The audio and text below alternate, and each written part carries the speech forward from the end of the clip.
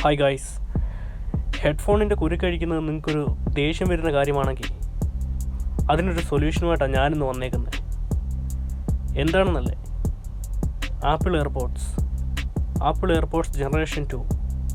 ഇതെന്താണെന്നും ഇതിൻ്റെ ഫീച്ചേഴ്സൊക്കെ പറയുന്നതിന് മുമ്പായിട്ട് ഇതിൻ്റെ ഒരു ക്വിക്ക് അൺബോക്സിങ് വീഡിയോ നമുക്ക് കാണാം. Okay, so welcome back to my another video. My name is Vishnu.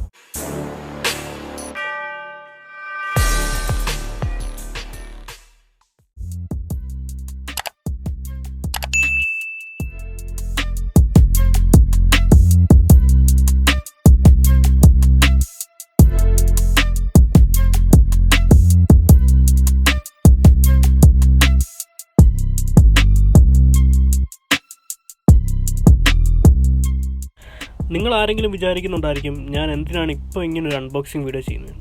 കാരണം ആപ്പിളിൻ്റെ ഈ ഒരു പ്രോഡക്റ്റ് ലോഞ്ച് ചെയ്തിട്ട് കുറേ നാളായി. ആക്ച്വലി 2 വർഷം മുമ്പ് ഞാനൊരു എയർപോഡ്സ് ജനറേഷൻ 1 വാങ്ങിച്ചിട്ടുണ്ടായിരുന്നു.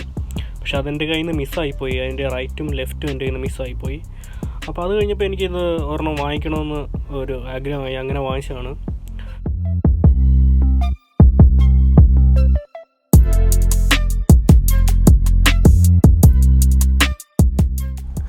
ആപ്പിളിൻ്റെ ഏത് പ്രോഡക്റ്റ് വാങ്ങിച്ചാലും അതിലൊരു സ്റ്റാൻഡേർഡ് പാക്കേജിങ് നമുക്ക് കാണാൻ സാധിക്കും. അത് ഈ ഒരു പ്രോഡക്റ്റിലും അവർ മെയിൻറ്റെയിൻ ചെയ്തിട്ടുണ്ട് എന്നുള്ളതാണ് എടുത്തു പറയാനുള്ളത്. പിന്നെ നമുക്ക് എല്ലാ പ്രോഡക്റ്റ്സും അൺബോക്സ് ചെയ്യുമ്പോൾ കാണുന്ന പോലെ കുറച്ച് പേപ്പേഴ്സ്, അതിൻ്റെ യൂസർ ഗൈഡും അതിൻ്റെ കുറച്ച് എങ്ങനെയാണ് യൂസ് ചെയ്യേണ്ടത്, കണക്റ്റ് ചെയ്യേണ്ടത്, അതിൻ്റെ ഡീറ്റെയിൽസ് ആയിട്ടുള്ള കുറച്ച് പേപ്പേഴ്സും മറ്റ് കാര്യങ്ങളുമാണ് ഉണ്ടാവുക.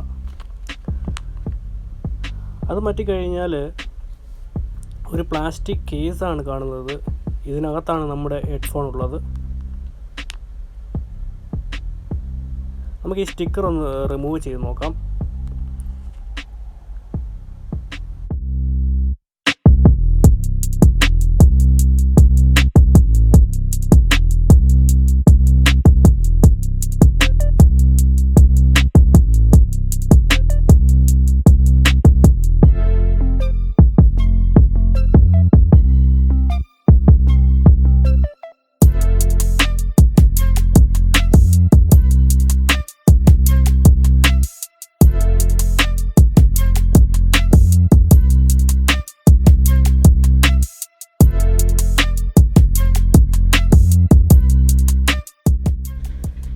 വേറെ എന്തൊക്കെയാണ് ഇതിൽ തന്നേക്കുന്നതെന്ന് നോക്കാം.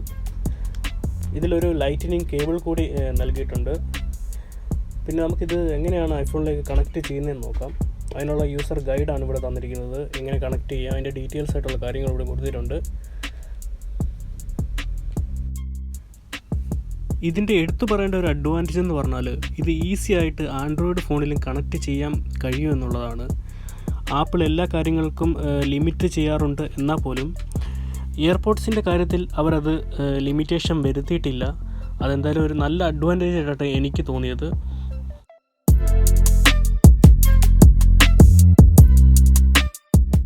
ഇനി നമുക്ക് ഇത് ഐഫോണുമായിട്ടൊന്ന് കണക്റ്റ് ചെയ്ത് നോക്കാം.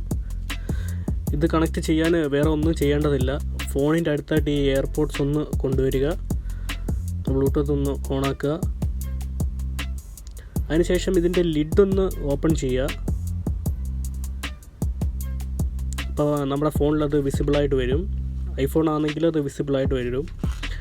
ആൻഡ്രോയിഡ് ആണെന്നുണ്ടെങ്കിൽ തൊട്ട് പുറകിൽ ഇതിൻ്റെ കേസിൻ്റെ തൊട്ട് പുറകിൽ ഒരു ബട്ടൺ ഉണ്ട്. അതൊന്ന് ക്ലിക്ക് ചെയ്ത് ഒന്ന് ഹോൾഡ് ചെയ്ത് പിടിച്ചാൽ അപ്പോൾ തന്നെ അത് വിസിബിളാവും. ഇതിപ്പോൾ ഞാൻ ഓൾറെഡി എൻ്റെ ഫോണിൽ കണക്റ്റ് ചെയ്തുകൊണ്ടാണ് അതങ്ങനെ കാണിക്കുന്നത്. കണക്റ്റ് എന്നുള്ളതിൽ ക്ലിക്ക് ചെയ്യുക. വേറെ യാതൊരു വിധത്തിലുള്ള സ്റ്റെപ്സും ഇല്ല എന്നുള്ളതാണ് ഒരു പ്രത്യേകത. അത്രയ്ക്ക് സിമ്പിളാണ്. ട്രൂലി വയർലെസ് എന്ന് പറഞ്ഞാൽ ഇതാണ് സാധനം. ഇത് വളരെയധികം ലൈറ്റ് വെയ്റ്റ് ആണ്. കൊണ്ട് നടക്കാൻ വളരെയധികം കൺവീനിയൻ്റ് ആണ്. ഈ 2 എയർപോഡ്സും 5 hours ബാറ്ററി ബാക്കപ്പാണ് ആപ്പിൾ അവകാശപ്പെടുന്നത്. എന്നാൽ അതിലും കൂടുതൽ എനിക്ക് കിട്ടുന്നുണ്ട്. ചാർജിങ് കേസിലാണെങ്കിൽ 24 hours ബാറ്ററി ബാക്കപ്പ് നിങ്ങൾക്ക് ബാറ്ററി ബാക്കപ്പാണ് ആപ്പിൾ പറയുന്നത്. ഇതിന് ഡിസൈൻ എന്ന് പേഴ്സണലി എനിക്ക് ഇഷ്ടപ്പെട്ടു. ആപ്പിൾ ഇതിൽ W1 ചിപ്പാണ് ആഡ് ചെയ്തിരിക്കുന്നത്.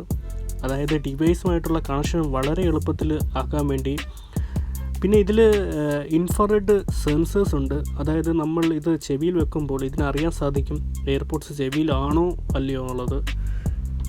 ഇതുകൊണ്ടുള്ള മെയിൻ ഉപയോഗം എന്താണെന്ന് ചോദിച്ചാൽ, നമ്മൾ പാട്ട് കേൾക്കുമ്പോൾ എയർപോഡ്സ് ചെവിയിൽ നിന്ന് ഊരുവാണെങ്കിൽ പാട്ട് തനിയെ പോസാകും. അത് വളരെ കൺവീനിയൻ്റ് ആയിട്ടുള്ള ഒരു ഫീച്ചറായിട്ട് എനിക്ക് തോന്നി. പിന്നെ ഇതിലുള്ളത് ഒരു ആക്സിലറോമീറ്ററാണ്. അതായത് നമുക്ക് എയർപോഡ്സിൻ്റെ സൈഡിൽ ഡബിൾ ടാപ്പ് ചെയ്താൽ സെർട്ടേൺ ആക്ഷൻസ് നമുക്കിതിൽ ആഡ് ചെയ്യാൻ പറ്റും എന്നുള്ളതാണ് മറ്റൊരു ഫീച്ചറായിട്ട് എനിക്ക് എടുത്തു പറയാനുള്ളത്. പിന്നെ ഒരു കാര്യം കൂടി എടുത്തു പറയാനുള്ളത് ഇതിൻ്റെ നോയ്സി ക്യാൻസലേഷനാണ്. അതായത് ചുറ്റുമുള്ള നോയ്സി എല്ലാം ക്യാൻസൽ ചെയ്ത് നമ്മുടെ വോയിസ് മാത്രം ഗ്രാബ് ചെയ്യും. ഇത് ഞാൻ 13,000 രൂപയ്ക്കാണ് വാങ്ങിച്ചത്. പിന്നെ പ്രൈസിൻ്റെ കാര്യത്തിൽ ഒരു 13,000 രൂപയ്ക്ക് ഉണ്ടോ എന്ന് ചോദിച്ചാൽ പേഴ്സണലി എനിക്ക് വളരെയധികം ഇഷ്ടപ്പെട്ടു. ഇതിൻ്റെ ടെക്നോളജി വളരെയധികം ഇന്നോവേറ്റീവാണ്. എന്നാൽ 13,000 രൂപയ്ക്ക് നിങ്ങൾ വാല്യൂ ഫോർ മണിയാണ് ഉദ്ദേശിക്കുന്നതെങ്കിൽ ഞാനിത് ഒരിക്കലും സജസ്റ്റ് ചെയ്യില്ല. ബട്ട് ഇതിൽ ഉപയോഗിച്ചിട്ടുള്ള ടെക്നോളജിയാണ് നിങ്ങൾക്ക് ഇഷ്ടപ്പെട്ടതെങ്കിൽ നിങ്ങൾ തീർച്ചയായും ഇത് വാങ്ങുക.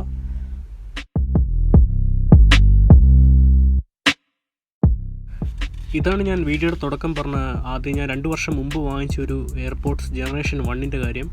ഇതിൻ്റെ റൈറ്റും ലെഫ്റ്റും മിസ്സായി പോയി എന്നുള്ളൊരു കുഴപ്പം മാത്രമേ ഉള്ളൂ.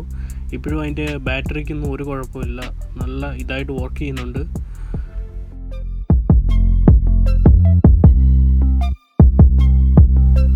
So if you like my video, give your thumbs up, leave some comments below.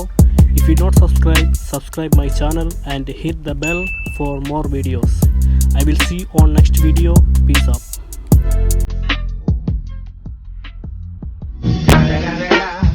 It's the motherfucking Eagle Double G. Snoop Dogg. It's the motherfucking Eagle Double G. Snoop Dogg.